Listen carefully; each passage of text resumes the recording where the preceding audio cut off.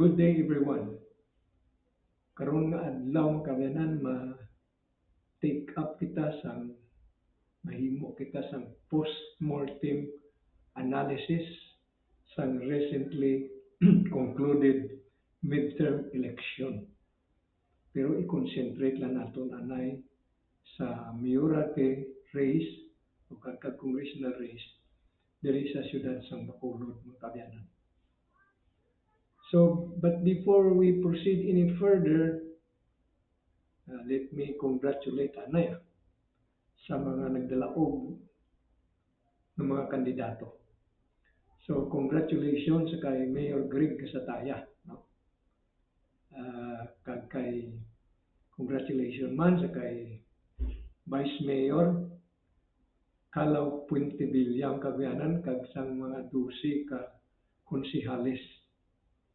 Special congratulations sa kay amigo naton Wilson Gamboa. No? Daw nakasurvive naman sa liwat. Hindi na niya survive subong. Kaysa nagligad nga 15-0 ang panawagan ni Mayor Bing. Aris siya sa punta. Nakabit siya. But this time, nag-improve ang iyang standing. Ari na siya sa tunga. So, ini isa ka indikasyon nga maayo makabiyanan. No? Despite nga si Wilson, ay gawa ng kampanya, way manggani mga posters, daw ay ganang pagdalaga, no? Pero ara siya subong nagdaog, hindi na sa kulihot. Kag of course, congratulations man sa kay Congressman Aldi Benitez makabiyanan. So, the result of the election, mga kamiyanan, there is a congressional kag mayoralty race siyudad sa Bacolod, nagapakita nga the power of money ruled the day. Natawag nila money politics ruled the day sa nagligan ng election, mga kamiyanan. So, amon ang resulta. Ang nagdaog, ang damang kwarta. Daw kwarta. Kaya ang kwante money politics ni, no? Nakita nato mga kabiyanan na purting gastuhan ay sini. Suno sa ato na ibalaan, ang grupo Asinso, ang panghatag nila sa nagligad ng eleksyon, 1,006 per voter. Yung nubo ganini sa expectation sa mga pungluyo, no? Sa mga butante. Kay antes ini ang rumor o huring-huring mabatian naton ang Baklanay buto malambot sa 5,000 o manubo nga 3,000. Pero subong the result medyo frustrated gani, disgustado mga butante ni nga nagapabakal buto kay ang ila expectation amo na but it turn out sa ibalaan na naton subong nga ang pangatag, ang pamakal sa mga butante sa grupo Asinso is only 1,600 per voter. Kag ang iya ni grupo Team Ilsid kag Team Bing, ang ilaya is only 1,000. So perdi na nadaan. Perdi na. Aside from that, mga kabayan, sa ato na ibalan, na undo ka na eleksyon ang inahimo sa mga politiko. Hugot sila sa ilang mga tao. Kay madaog ka naman maglabaw ka 50% mo. So ginahugot nila. Siguro ako nila nga may ara sa 50%. So ginadugangan nila mga kabayanan. Additional nga number. Ginapandingan nila. So I understand nga sa grupo Asinso, while samtang ang ilang ginapanghatag is 1,600, ang ilang pandingan sa expected number of voters, ginabase nila mga kabayan sa expected numbers of voters mabuto. So 50% plus pila daw ka na, daw ka maglabaw ka 50%. Ang ginimo mga kabayan na, however, sa grupo Asinso, ang ginpandingan nila hindi lang 50%, kundi nagalambot sa 70 up to 90%. Sobrahan nila. Kaya kaso may manyubiray, bastante kaya po nabilin. On the other hand, there is a Team Ilcid kag Team Bing, ang ila way labot nga manubo ng ilang pamakal per voter which is only 1,000. Ang ilang pandingan is only about 52%. So ang kasuwerte ginaallow nila is only 2% or probably mas lambot na 5%. So dito sa piyak, portik taas. So na-estimate na nila nga daan. Way labot sa mga iban pa nga manubiring inimo sa grupo Asenso. Ikabalutan na they have so much resources, maka magpanghamang nila sa mga leaders ng tiyak nga grupo.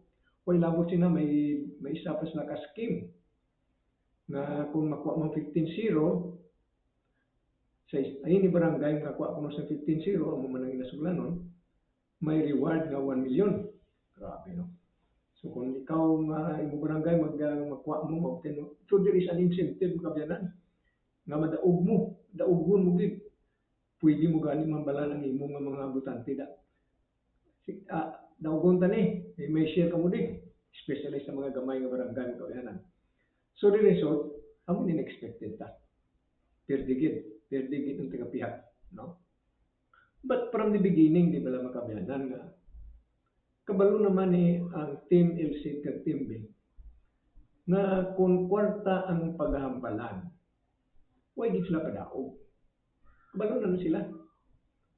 Pero nga nagsigi pa ni sila makabiyanan. Nagsigi pa. Because nagapati sila nga madaog nila ni nga election paagi sa issue. No? Kung ma-recall na ito mga kabayanan, during the filing ng certificate of candidacy, si Ilcid, initially antes ang filing ng certificate of candidacy, ang iya siningaging dalaganan tani, amo ang pagka-congressman. But sang mag-gulpi lang mag-unite, si Greg kag si Albe nga sa diin ang giveaway si Mayor Albe kay Greg kag siya nagdalagan na lang congressman kag si Greg nagdalagan mayor. Di ang nabilin sa piyak na bayan si Ilcid nagdalagan naman lang mayor. Medyo ala pilit na lang ni guro no. Nagdeside na lang kay medyo nabasa na. Kag si Binya daw desidido na nagdalagan na maglagan congressman. Ang atong suspetso na naglagan sa congressman kay kabalo siya nga baka-tie up siya kay Congreg tani, no? But amo na naton suspetso. But from the start ng kabiyanan, nakita nato nga daw ay sila pagdaogin. Una-una, ang sa piyak, ang sa grupo Asenso, daw may united, may unity, o daw may mga suspetso man nga base bayaan ni Mayor Albi si Greg sa tunga-tunga nagsuportahon si Ilcid kay nga amo ni ginaduso ni Karap. So may mga suspetso nga, no? Suspetso parang na yan. Andre sa Team Ilcid kag Team Bing, kadalagan sila independently. Kaya hindi man makakonect si Mayor Bing sa kay Karap. Kasi si Karap malapit sa kay Albe, no? Si Kong Karap malapit sa kay Albe. At that time, may pamagisla choke, no? Pamagisla choke. So, along the way, amo nang dalagan ang sa piyak na bahin, daw united. Although there is a question, medyo may question sa unity, but officially they are united, no? Napanawagan kanila makabiyanan, wala bika, 15-0 from the beginning, 15-0 na nila nila. So, wala bika. So, although may mga pangdua-dua, officially, they are united. Isa sila. There is a bahin na day Greg sa taya, kay day Ilcid rather, kay Bing. Nagdalagan sila independently mga kabiyanan.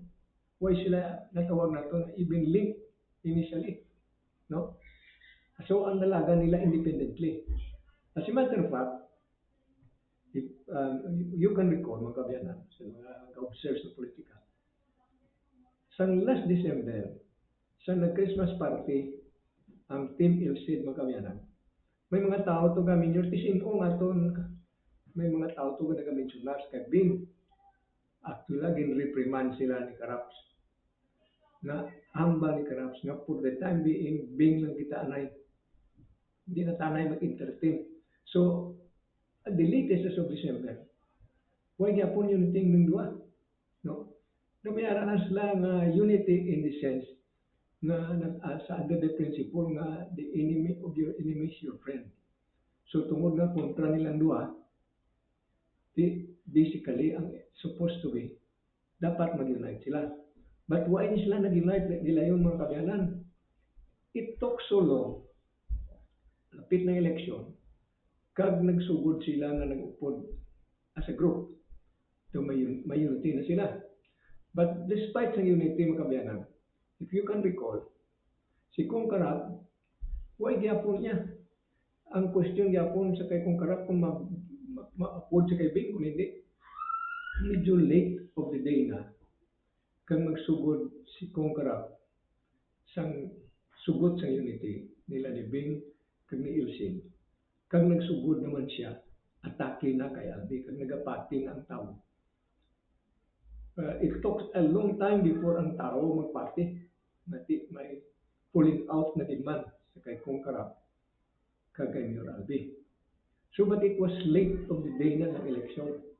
Naulihin na ni mga kabyanan na nagsugod na atake si Kong Karap kontra kay Mayor Albi. Kumpos dala na si Kong Greg, no? Medyo masakit na ang suglanon ni Kong Karap to the point na ang mga tao nagapati na there is really a falling out, burning of bridges na sila ni Mayor Albi. At that was the time na 14 ang height sang popularity both Bing Leonardia kag ni Ilsin. But na medyo late na mga April na guro mga kabyanan, no? So nagsugod sila, nagdako sila. Sang sugod na silang nag-unite na sila kung si Karap kung Karap nag-atake na sa mga isyo kontra kay Mayor Albi. Apo to nang saka, pag saka ang tao nga daw may pagdaog nagtama. As matter of fact, damo sa nagapati na si Ilsin is very strong already sa last hour, no? Sa mga late April kag early May. So, por pinakadako sa chance ni Ilsin. Siya na gani ang demand to beat. As I have said in my program rin, is the man to beat. Nagambal pa gani kung destiny niya na ni. Kahit puti niya sa strong. Now, ugali ang diferensya sa ning campaign nila mga kabyanan.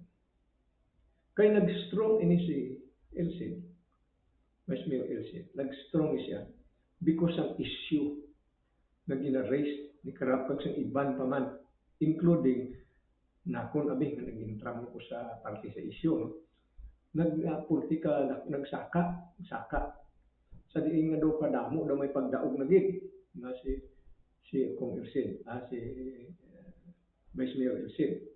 So amo ni galing pa siyempre ang ila campaign while ari man sila sa campaign, ang ila campaign parte sa propaganda medyo late na of the day, no?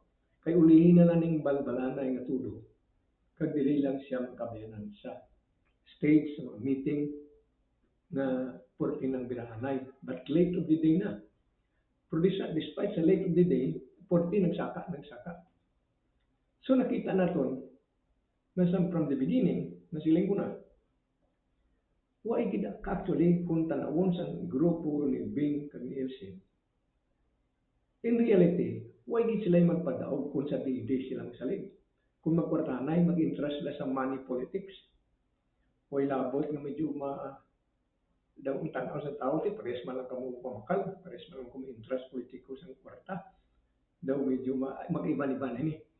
Ang dapat na ginhimo mga kabyanan sa ako na nakita, na nag-concentrate sila sa propaganda.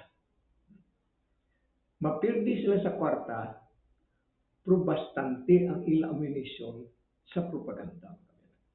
Unfortunately, daway nila ni mausar sa gusto ng kabyanan. Huwag na nilang tagaan sa nagkakaigo na tensyon o kung pagimakasabi. no?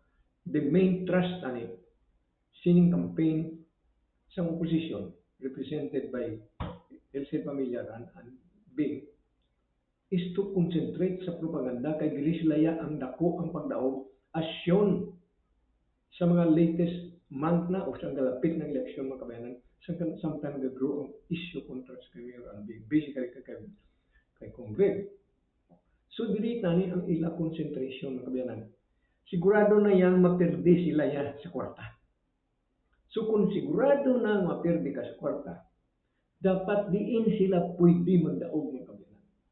Makadaog lang sila sa issue kontra sa duwa. Unfortunately, sa nasiling ko na, ay nila natagaan sa nagakaigo nga atensyon as early as possible. For example, ining issue parte sa relocation site. Kabalo naman sila nga ang present administration nagasiling na manukpot na sila pabayran na nila ang mga tao nga nag-inside to sa relocation site. But ang grupo, ang Team LC kag Team Bing, why nila ni tagaan sa nagkakaigo nga pagtamog mga kabayanan. Timprano pa lang, nambala nila. Hindi lang ni during election period, kundi antes pa. Ginasuglanunan na niyo pabayro na ang mga tao sa relocation site. Kaya na tagaan naman kamo libre, tagaan naman kamo duta, kaya pa-installment lang na sa inyo, munang ila explanasyon sa ni Mayor Albino. Dala na si Congress, kaya ari man siya sila sa kagrupo. So kung tani na tagaan nila ni sa nakagayong atensyon, kung makasiling sila, ang grupo nila, uy, sang pagsaylo namon sa inyo dire, sa relocation, sa ginahawa na ganit namon nga ayo sa inyo masaylo kamo dire. Why kami agsiling nga mabayad kamo dire? Hatag na ni sa syudad, parehas man sa iban nga mga relocation site sa iban nga banwa, kag iban man nga syudad siguro. Uy man bayad? Hindi kami siya magpabayad sa inyo. Kaya why man kagibayad from the beginning? Amo na tani ang tagaan lang sa nagkaigong atensyon. Hindi lang sa hambal-hambal da, kundi gitagaan din sa nakaigo na propaganda. May mga leaflets, may mga posters, ha? Nga ginapakita ini sa tao, gina-remind sila, no? So, instead abis ang ilang mga tsura, itutang nila mga poster related sa propaganda.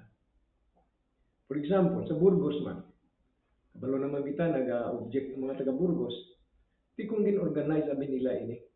Tao, so, gastuhan nila ng jutay, butangan nila mga resources, kaya imbis ng tipong-tipong ng tao, panglista para sa day-day, yung tagaan lang ni atensyon sa Burgos man. Kagti ko ng Burgos na unite nila, ha? Ang pag-unite mo sa isa ka grupo, kaya ang ilang dan kontra nila mo. So kapos na lang pa-unite, dugangan mo jutay nga resources o pagsuportar. Imo na ni. Way labot nga pag-unite mo sila makabayanan sa Burgos, for example, I don't know kung sa Libertad.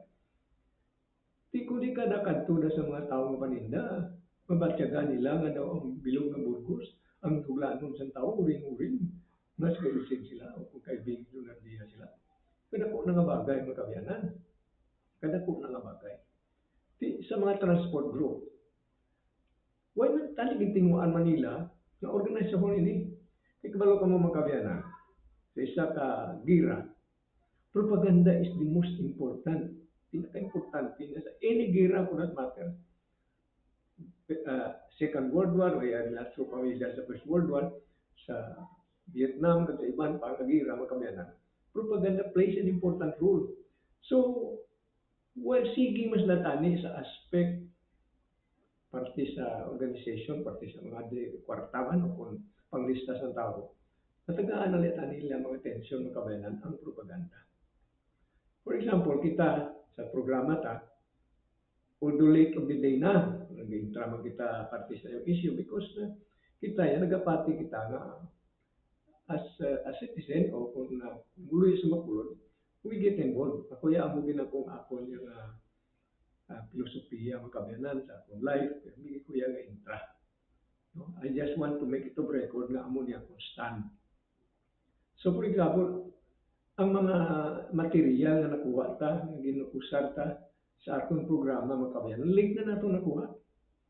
Kag late naman kita na-broadcast. No?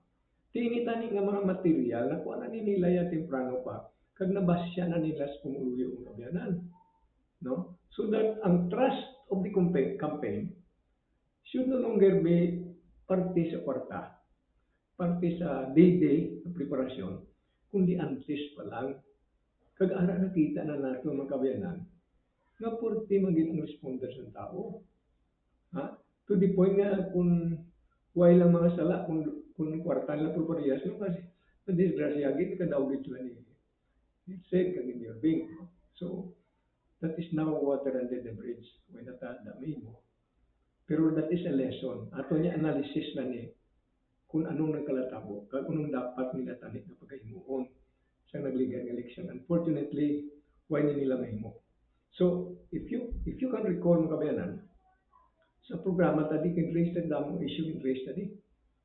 As a matter of fact, despite nga gagamay lang sa aton nga natawag naton friends sa Facebook, daw almost na puno ta ang daw halos tanan guwa nga atong viewers na dako. Yan. So for example, kung ang programa ta nga may kaamtanan sa issue, kung may ara silang natawag naton propaganda bureau or propaganda department, they could have made use of sa atong programa. Paano pagi? By simply uh, making a directive sa mga soldado nila, sa mga barangay captain nila, sa mga tao nila, na ining issue, ginala na ito ni Duilio, doon namin sini, abi i-share nila. Doon ka doon tayo man. May ara man nag-share, may pasalamat man kita sa mga tao nag-share sa itong programa. Pero hindi substantial, kag-late na. Ako niyan just to make of record, may stand. Makakita ko sa opposition, sa kalatabo. That is all that I can do. Hindi magi kuya partisan mo. No? Ako yan, natindog lang ko sa akong nibalan, kag hindi ko na uyunan, kag i-express ko ni. So, they could have made use of that program, nati, why nila mahimo, makawinan. So, nakita natin sa isa ka gira, any gira for that matter, kinanglan mabalaan mo kung ano imo pinaka-importante na ammunition.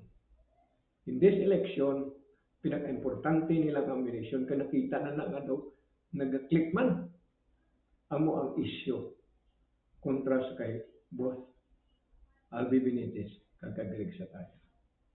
Unfortunately, nag-intra man sila ang ila nga scheme, ang ila ging konsentritan, do amo malang sa kontra. Basta din ang kontra, mabaskuda kay damo sa kwarta. So, amo na natong nakita nga analysis mga kabayan sa ini nga eleksyon. Kag makita naton, ang dako naton na example diri, mga kabayanan, ang propaganda is a very important value sa ining eleksyon.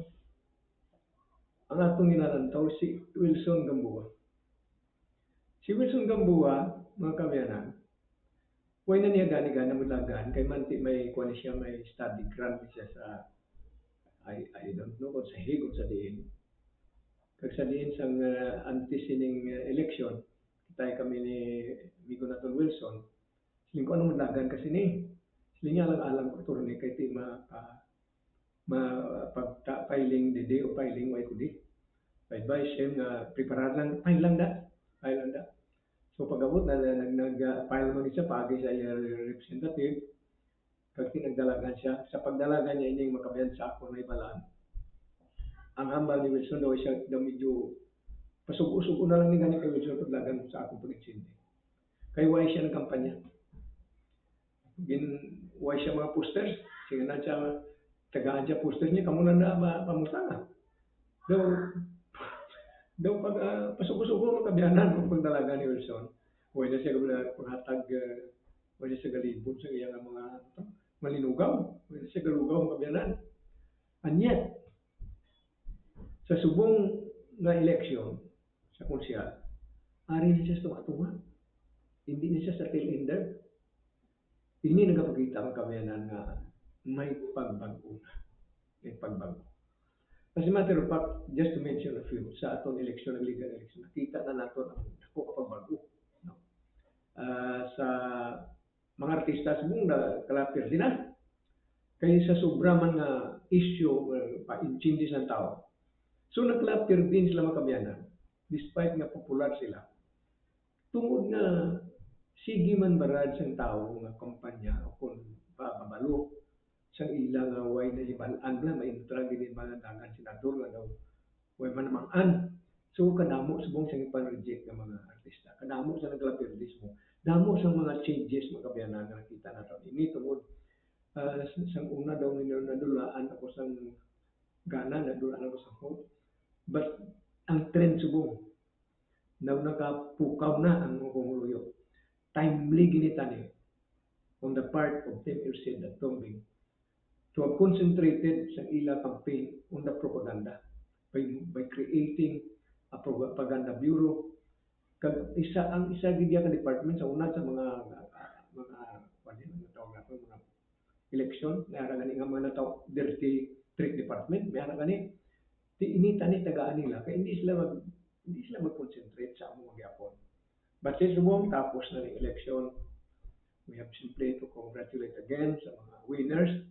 Kag we are hoping kay Mayor Greg nga makahimo siya, redeem himself sa sining palabuton niya administrasyon, maghimo siya sa husto nga kayuhan, kag para maagom niya man hinahdo man nato makabiyanan nga bisan sa piyata sa aton pananawan, hinahdo man nato ang aton mga mga leader ta kanami maglantaw kay Vico Soto, kay kung maglantaw ka, kung gisaga plan din do ganing playbook ko, kay makita ko gid makabiyanan na si Vico Soto, puno gid ang iya na dughan siyang kalipay, puno gid. Kay iba niya puno ila bulsa, kay Vico dughan niya puno. Di kwarta hindi naman nato ni madala makabiyanan. And so we are hoping and we will cooperate with the Congress, no? Mayor Greg sa tayo, bisan si Congressman Alvin Benitez. Whatever we can contribute, no? In this program, ako mahimo sa mga unsolicited advice, no? Sa unsolicited nga mga panguna-una naton na they can consider, no? Kaya because kita yung nagatuong kita mo, namo kita sa issue nga naton-an, kag mga butang nga gusto naton mahimo nga hindi ta man kahimo kasi di man tayo official sa atong banwa, di man tayo elected official.